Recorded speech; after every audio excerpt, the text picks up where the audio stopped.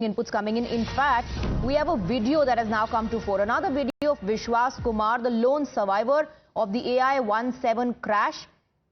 Remember, he's the lone survivor who had a miraculous escape during that accident.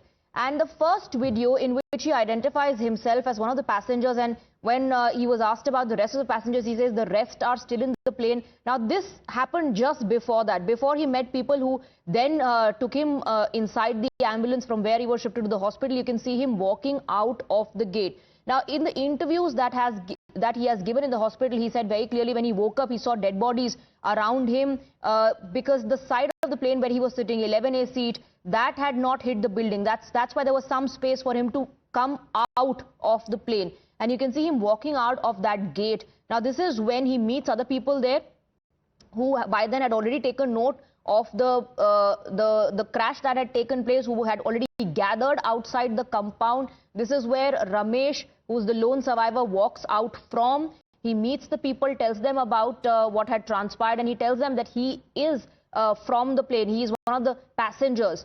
And later we found out that he's the only survivor. Let me go across to Nilesh. Nilesh, another video.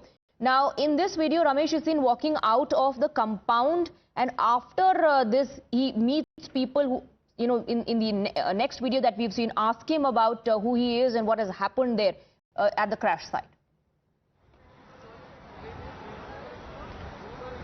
Well, yes, absolutely, Swati, and looking at this visual, we can call it no less than a magic, a miracle that has to place in the life of this sole survivor who was sitting at seat number 11. Now, that happens to be a lucky number for this individual because he was traveling with 242 passengers along with him, but he becoming the only survivor into the fatal accident, accident that is now recorded into history of being one of its kind.